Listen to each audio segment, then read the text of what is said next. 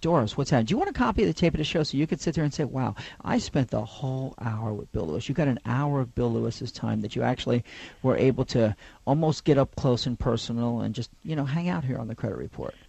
Yes, I would. I'd love to have a copy of it. You would, wouldn't you? I could just see it now playing in your little MP3 player there, like, ooh. Yeah, and now listen, could I just say one thing seriously? Because I really think that this was like God mandated or whatever. Years ago, I was coming home from a commission meeting. I really felt for the homeless people. And screw the homeless. Go out and get a job. Listen, that's what I wanted. A lot of these Korean veterans were committing suicide by walking in front of a train and whatnot. And so I went to the commissioners and I said, why can't we let them live in the back of 7-Eleven stores? Because a lot of those people were being shot. So what? So they can take a leak and, just mess the place up and drop their trash? They could put up some cots and whatnot. These people were sleeping in the woods.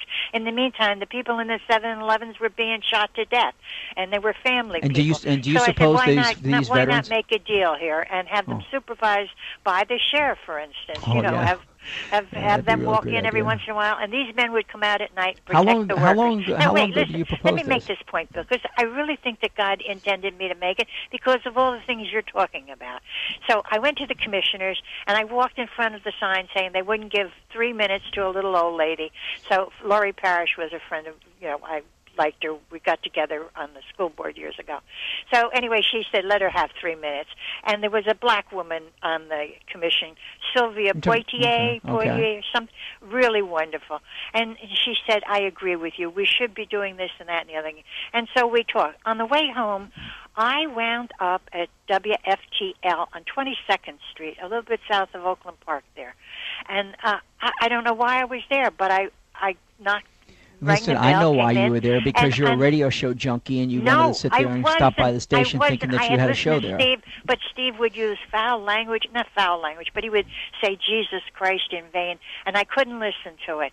And so I didn't listen, but I wound up there, and I asked Mr. King, the owner of the station, if I could live in a tent and fast for the 10 days between Christmas and New Year's, and just live there and pray and go to Mass every morning, but live in the tent. And I did that for 10 days, and I did that for 3 years.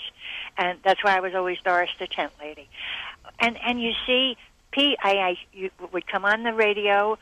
Steve asked me to come on. We did a show on the homeless, and I asked people to pray for Steve. I never wanted him to I never thought of him becoming Christian. I just wanted him to love the Jewish God, to be a good Jew.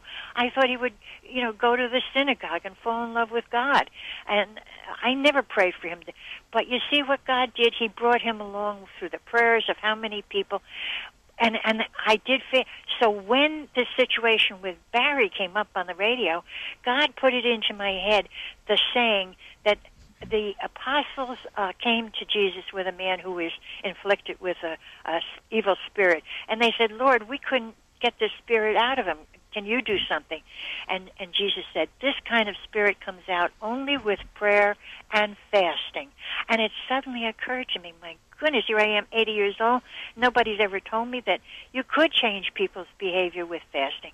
And I thought, wouldn't it be wonderful if I could get on the radio and encourage people to fast for Barry, for a homosexual in their family, or not only homosexuality, you just but pornography. No, I would never do that for Barry. Well, why? I don't say that you did, but I did. No, I would never. Well, that's good for you, but I mean, I wouldn't do that. I mean, you would fast for your wife if your wife suddenly became addicted to pornography, or if your little girl, for instance, was molested by a homosexual.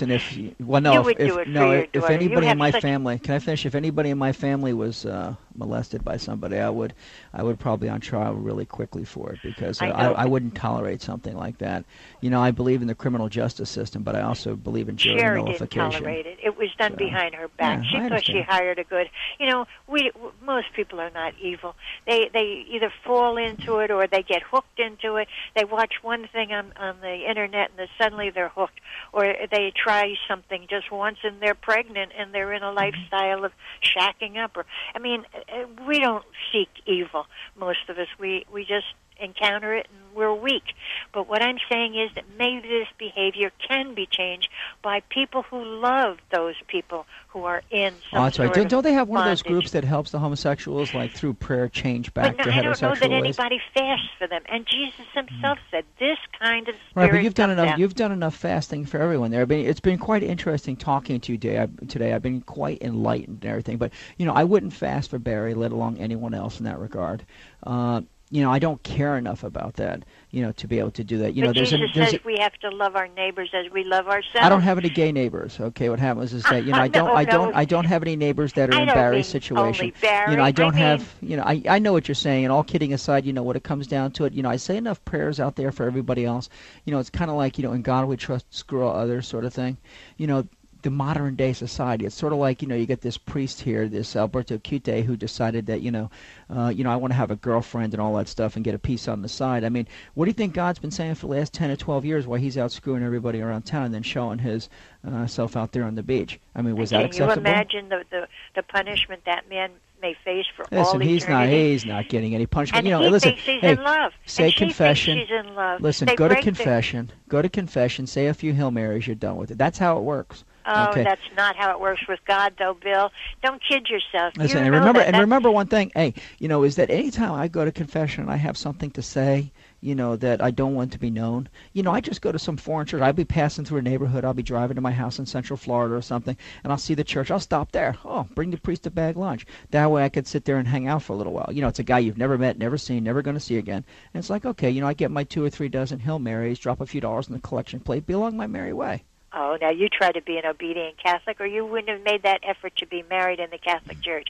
And that's why God has given you a lovely wife with the most beautiful voice. When she says, wow, have you seen my husband Bill in his new outfits? She's so talented, and your little girl, you love her so much. Don't you see that's God?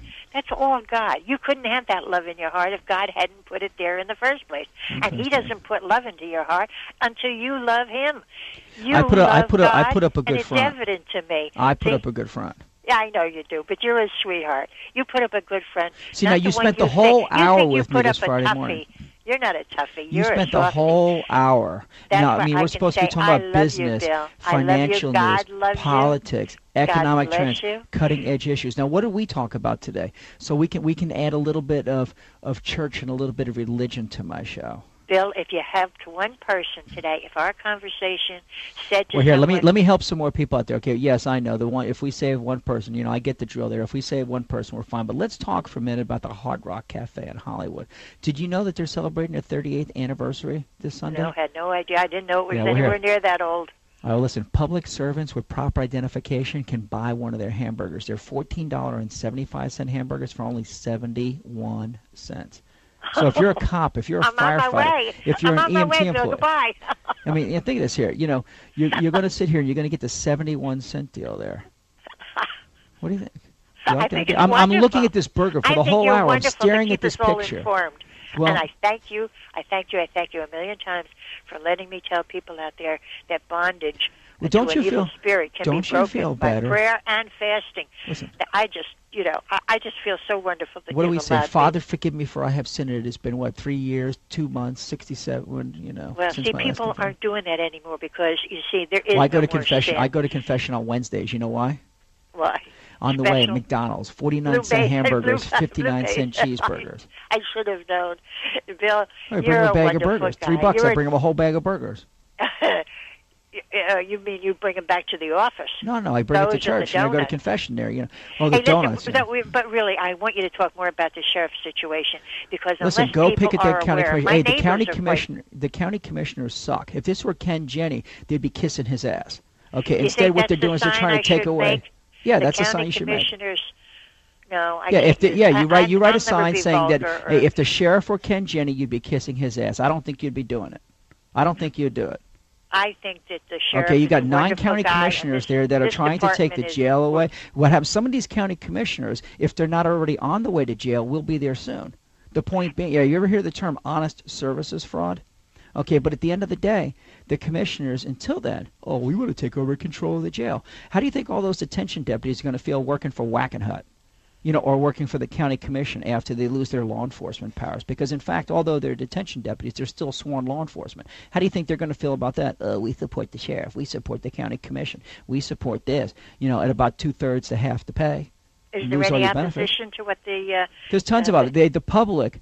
a public safety door. The public is guided by the Sun Sentinel, and that's a bunch of what down Well, listen, there. you know what happens at the end of the day? We're going to talk about that next week, because actually I'm going to try to get some of these county commissioners on the show. I'm going to give them the option of coming on, or I'll speak for them. But, and I got to try to get the sheriff on, because this is a hot-button topic with the sheriff's office. But, they want to talk about, they want to take away the jail. They want to do this. They want to do that. Okay, meanwhile, they're out there padding their own budgets, adding, employees, giving raises and all that other stuff. And then they worry about public safety. You got cops out there getting shot. You have people, houses being robbed and burglarized. I mean, just a couple weeks ago, this Coral Springs cop was shot because these two guys robbed a discount auto store. Imagine that. We're not talking about robbing 7-Elevens anymore. We're talking about going into an auto parts store. And when the cop confronts you, they start shooting. Okay, so... Well, you keep riling up the people, Bill, because it's a worthy effort supporting all right, we'll talk the again. Listen, you got the whole hour today. We'll sit there and I'll talk about that. But you know what? Get your sign together and go stand out in front of the county commission there. Okay, and let them know what you think about them disrupting public safety. I will. Okay, grab some of the old bag ladies with you, because I know you got to have some friends in your bridge club there that will go with you. I don't waste time on television or games. Goodbye, or Doris. like you got the whole hour today. Bill Lewis here with the credit report. God bless you. I love you. Yes, I love me too. When all else fails, love yourself. Bill Lewis here at the Credit Report. It's Friday. Thank God it's Friday. Have a great day. Have a great weekend. Remember, we're here at 1470 WWNN, Monday through Friday, both 9 a.m. and 9 p.m. And I already said Monday through Friday. You guys know that. Have a great weekend.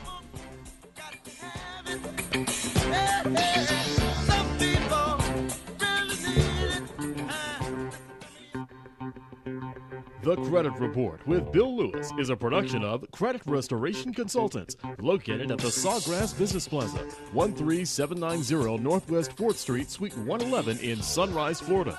Credit Restoration Consultants specializes in restoring consumer creditworthiness and identity theft. If you're having credit problems, if your bills are out of hand, or if you just want a credit checkup, call CRC for a free credit consultation. Call now at 954-581-5050. That's 954-581-5050. Or go online to www.talkaboutcredit.com. That's talkaboutcredit.com. The opinions expressed on this sponsored program were strictly those of its hosts, guests, and callers, and are not necessarily those of this station, its staff, management, or sponsors.